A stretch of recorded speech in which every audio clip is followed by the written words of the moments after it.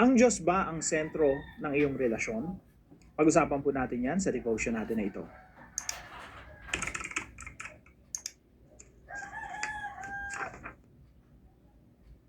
Magandang araw po sa bawat isa sa inyo. Welcome back to our 365 Daily Devotions, Bible Characters Edition. Now, dito po sa Bible Characters Edition natin, inumpisan po natin sa unang 5 devotions patungkol sa main character sa Bible. Sino ba ang main character sa Bible? Yan po ay walang iba kundi ang ating Diyos. So, yung pinakunang pong devotion natin, January 1, pinag-usapan po natin yung God's existence, foundation of everything. Meaning to say, yung Diyos ang pundasyon ng lahat. Pundasyon ng ating relasyon, pundasyon ng ating buhay, ng ating pananampalataya, at pundasyon ng buong nilikha. Because in the beginning, God created all things.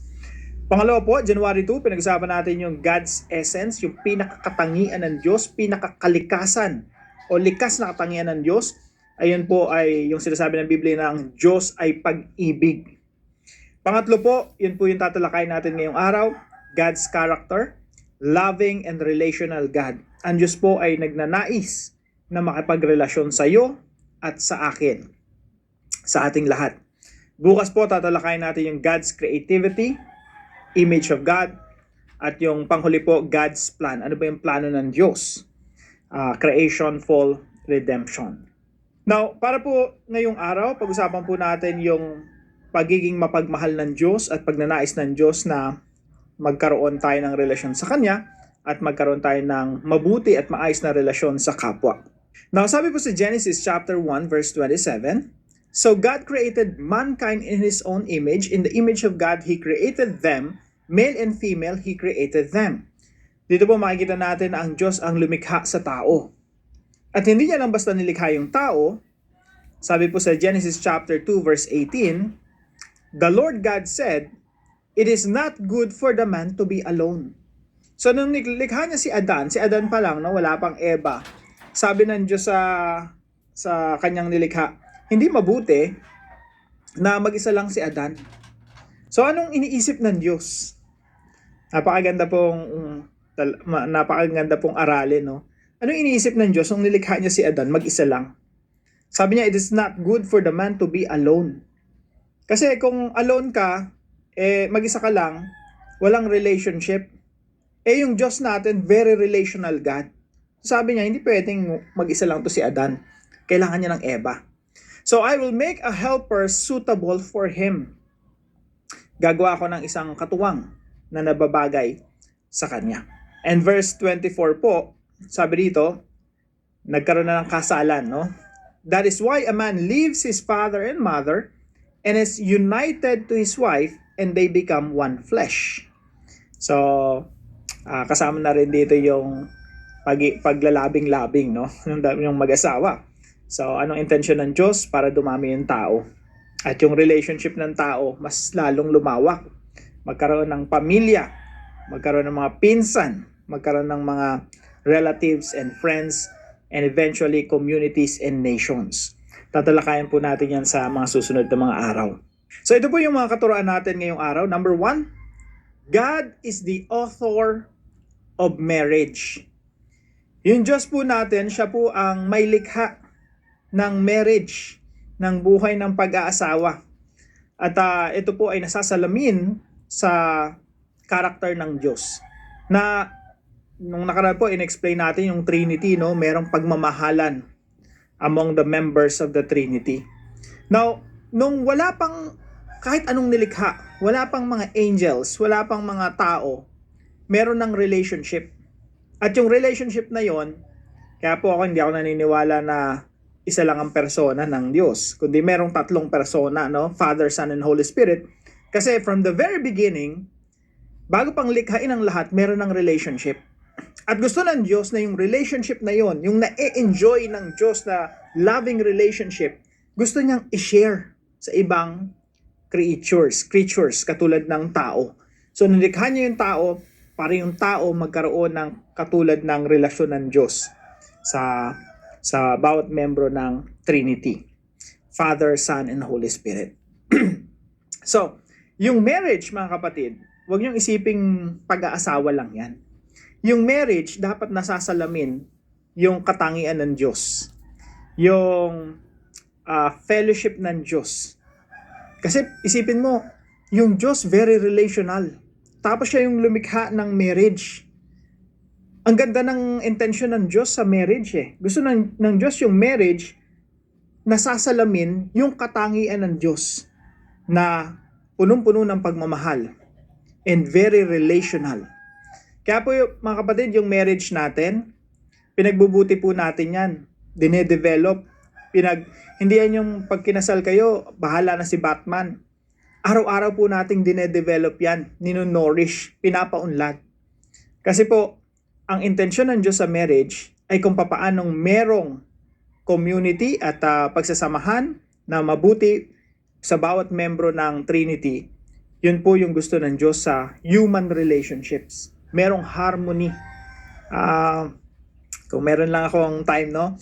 Maganda talaga tong talakayan eh. Yung mga katangian ng Diyos Ama at Anak at Espiritu. Unang-una kasi merong harmony. Yung magkakaiba, Father, Son, and Holy Spirit, magkakaiba, distinct eh. Pero merong harmony. Kaya po yung marriage talaga dapat merong harmony. Bagat magkaiba kayo, babae at lalaki, kinasal kayo, meron dapat harmony, merong unity, merong pagkakaisa. Now, tandaan po natin, God is the author of marriage. Hindi pwedeng wasakin ng ninuman yung marriage. Kaya po, yan po yung nakasulat sa Matthew chapter 19.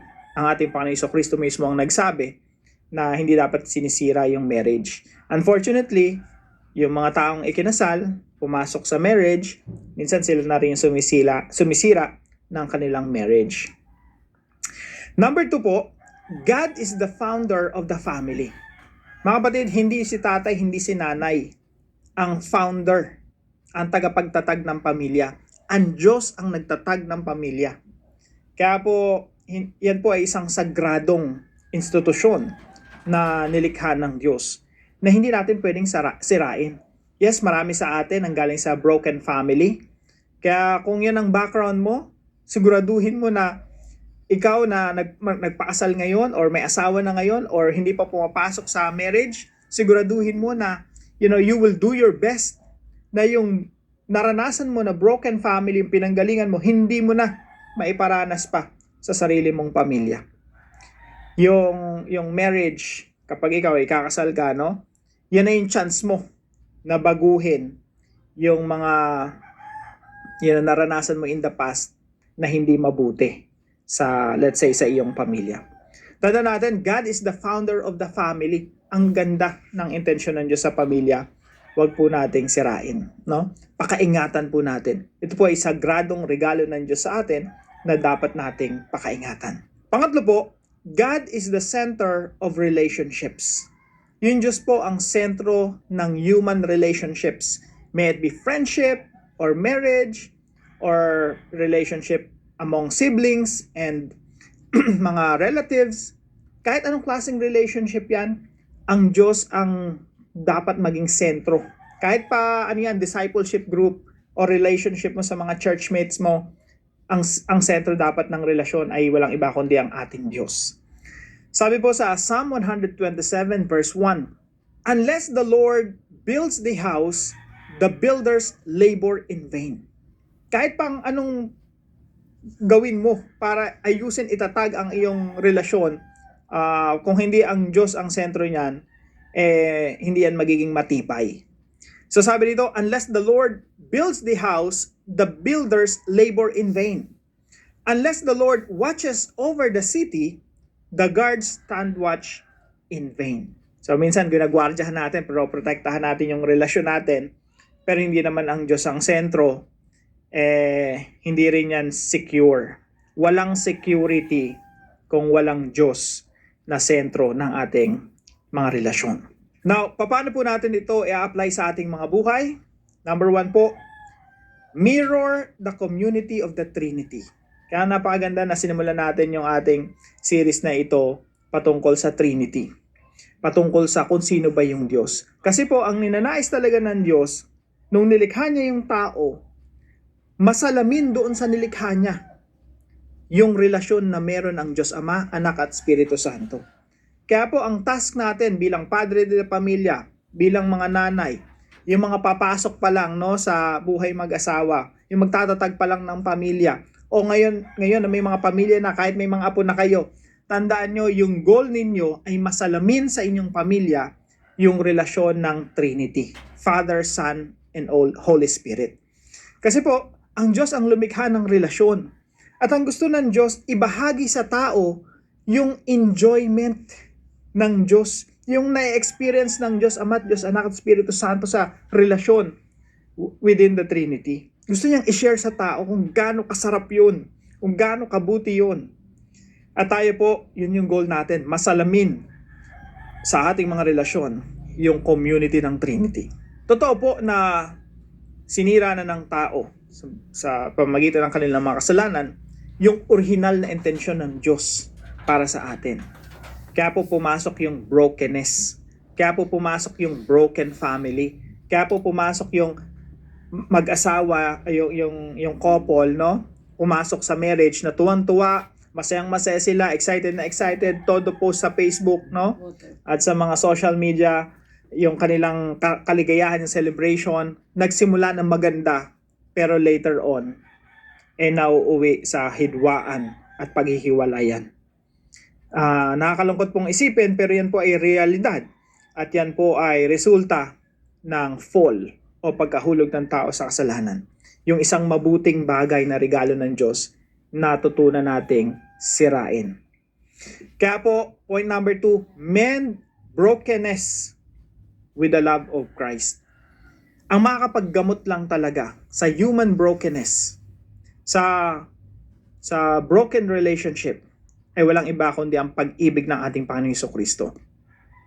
Meron nga pong isang istorya na yung isang babae ay nagkaroon ng sexual relationship sa isang lalaki, no? Tapos yung asawa nalaman kung ano yung ginawa ng asawa niyang babae. Pero yung lalaki na ito nag-consult sa isang malagong Kristiyano. Sabi niya, ano bang gagawin ko? Hindi ko mapapatawad yung asawa kong babae, no? Pero ang sabi lang nung isang Kristiyanong mature, sabi niya, ano bang sabi sa Bible? Ano bang sabi ni Kristo? Tapos nagkwento patungkol sa unmerciful servant. Basically, yung story, kung pinatawad ka ng Panginoon, hindi mo pwedeng sabihin na hindi mo mapapatawad yung ibang tao. Kasi, kung tayo, napakadami nating kasalanan ginawa laban sa Diyos, tapos merong ginawa sa atin yung ibang tao na hindi naman ganun karami, hindi naman kasing lala ng ginawa natin laban sa Diyos. Paano natin sasabihin sa ibang tao na hindi kita mapapatawad kung tayo pinatawad ng Diyos sa marami nating kasalanan? Kaya mga kapatid, kung ikaw ay tagasunod ng ating Panginoong Jesucristo, although nasaktan ka, hindi nawa lumabas sa bibig natin sa nasasabihin natin na sa isang tao na hindi kita mapapatawad. Mga kapatid, subukan mong sabihin niya kay Kristo. Sa harapan ni Kristo, no? Sinasabi mo yun, hindi kita mapapatawad. Sinasabi mo sa kapwa mo yan. Samantalang si Kristo namatay doon sa krus ng Kalbaryo para mapatawad tayo.